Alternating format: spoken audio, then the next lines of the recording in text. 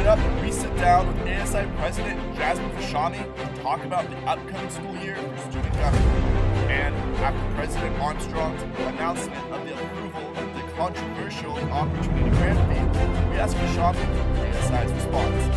All of this week starts now. Broadcasting from Swanson Studios, this is Poly This Week. Hello and welcome to the series premiere of Poly This Week.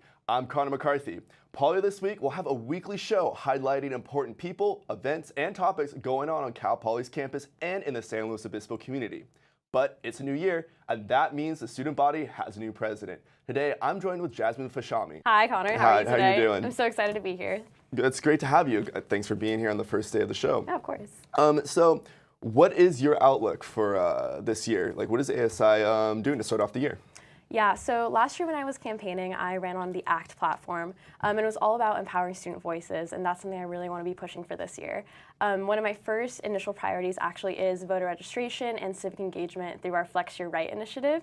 It's something that I've been pushing during slow days. I'm going to be pushing during Move-In and WOW, and from now until that voter registration deadline is something that is a big priority for me. Again, going back to my campaign of empowering student voices, I think with students making up about 40% of the SLO city, it's really important that we're all feeling very engaged with what's going on in our local environment.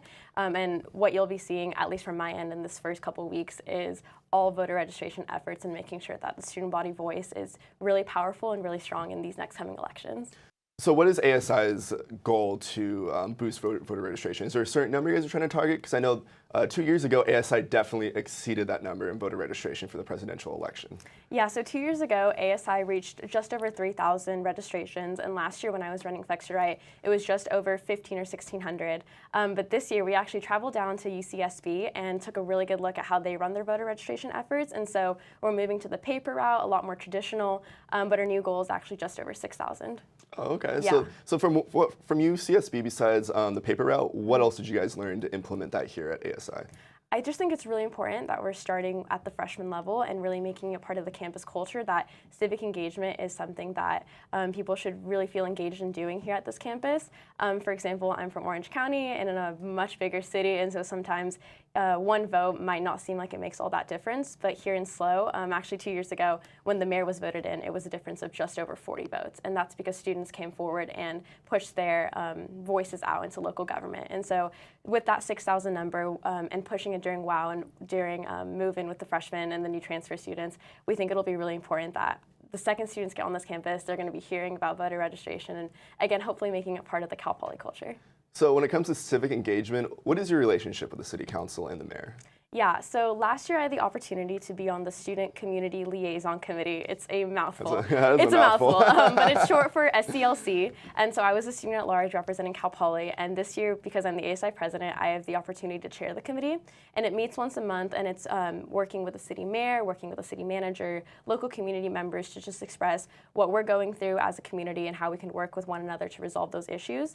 And so one of my goals this year, again, with these really big elections happening in the city, is to meet with every single candidate for city council and for mayor, just to form those really positive relationships right out of the bat. And so regardless of who wins in November, they have a really positive image of Cal Poly students, and that in January, when the city decides to put forward their new priorities for the next couple of years, students will be at the forefront of their mind, and whatever issue we're passionate about as a student body will hopefully be tackled by this new city council or this new mayor. Right. So then what issues has the city come to ASI addressing? Has it been noise, partying? What exactly is the city trying to work with ASI to fix? Right now, I think it's just a myriad kind of set of problems that we're looking to tackle. I think just from a student perspective, everything from housing to parking to noise to even safety when it comes to biking and alternative modes of transportation will always be priorities. And something, again, that I'm trying to do now that students are coming back to campus is listening to that student opinion and to that student voice. And as of right now, it's just been a discussion of, these are issues students are passionate about and want to see fixed. But again, making sure that I'm listening to all these student voices and going out to different organizations and clubs, getting a gauge of what our campus thinks about these issues, and then moving forward with pushing it when it comes to city council and to the mayor. Okay. Yeah. And then when it comes to ASI and what you guys are working on to improve the school, What is the board of directors working on, and are you pushing for anything the board to kind of focus on, or are you just kind of giving them free rein?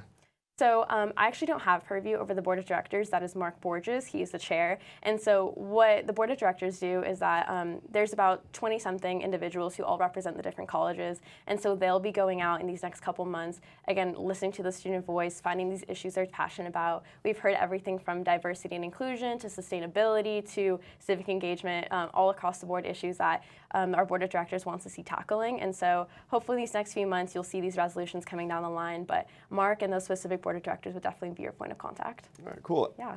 And then just really quick, what is ASI doing this year to tackle the diversity issue here on campus? Because as we know, people who were here last spring quarter, it was definitely a different campus climate. Right.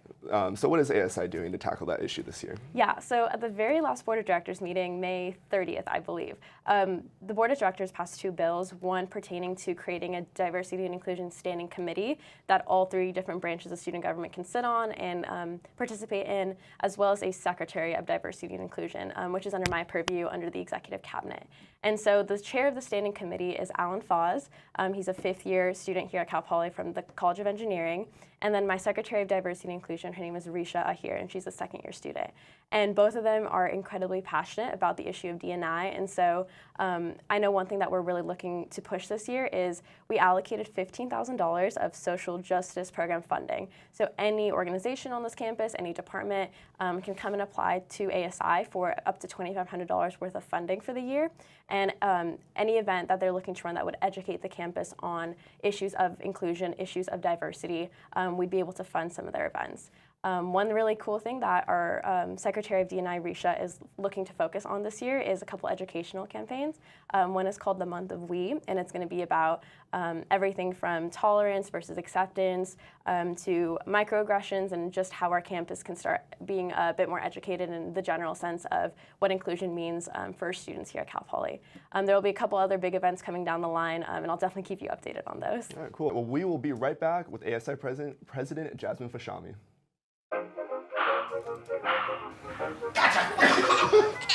I surrender, I surrender. All right, pal. Get ready for the day, buddy. Hey, Dad. Hey, Dad. Do we have a gun? What's up? Do we have a gun?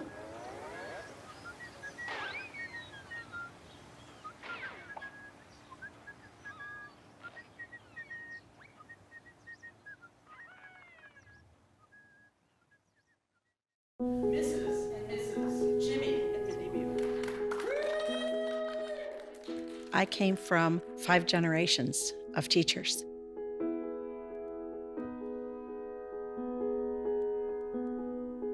Losing my job was the bottom falling out of my world.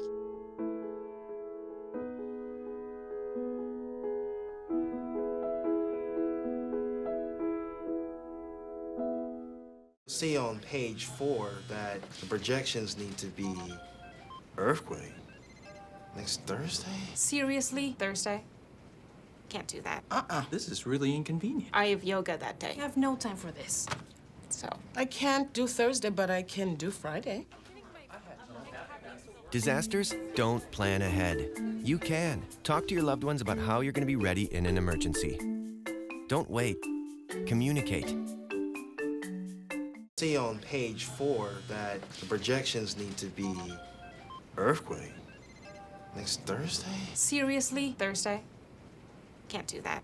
This is really inconvenient. I have yoga that day. I have no time for this. So, I can't do Thursday, but I can do Friday. Disasters don't plan ahead. You can. Talk to your loved ones about how you're going to be ready in an emergency. Don't wait. Maria, so how's work? It was 4th period biology. Our students just weren't getting how easily viruses spread. So Miss Bell and I had them role play a zombie virus outbreak. By the time they had all learned the lesson, all the living were dead.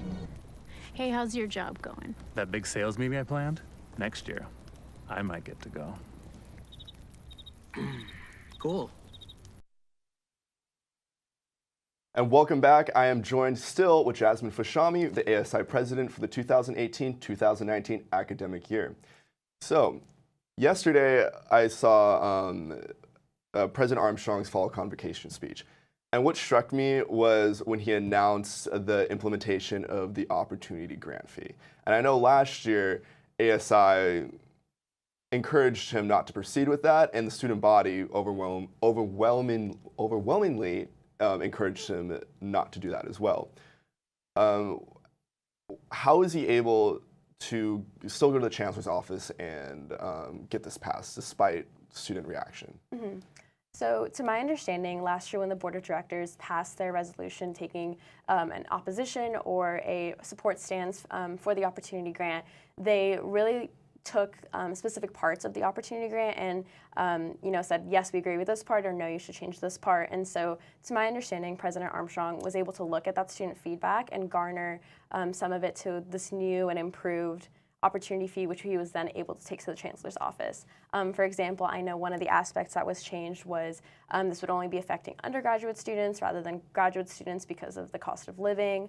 There's been some changes in terms of the amount that students would be charged. It wouldn't be an increasing fee anymore. And again, I could give you some more updated details on that, but to my understanding, he was able to take a lot of the changes that the board of directors recommended and then move that forward with the chancellor. So it's not the same opportunity fee that we saw back in winter and spring quarter. It is updated, but the chancellor's office is the one that gives that final approval in him moving forward with the fee. So how much of the Opportunity Grant fee was changed by ASI? And I don't know if you know, how much did he take from that actually give to the chancellor? Was it all of ASI's recommendations, or is it just some? And how much of the Opportunity Grant fee did ASI actually pull and change? I'm not exactly positive on the amount. I know, for example, there's been some changes in terms of, again, the percent that would be going to the chancellor's office once the fees become implemented, how much would go to the general fund, and they're all just fluctuating numbers depending on how successful the program is. I know if the program seems to be unsuccessful in terms of student retention or student resources that's being given to the incoming students, I know there will be some changes or maybe even a full cutoff, but I know those are things that they're still figuring out the specific details of. Do you think this will affect out-of-state enrollment?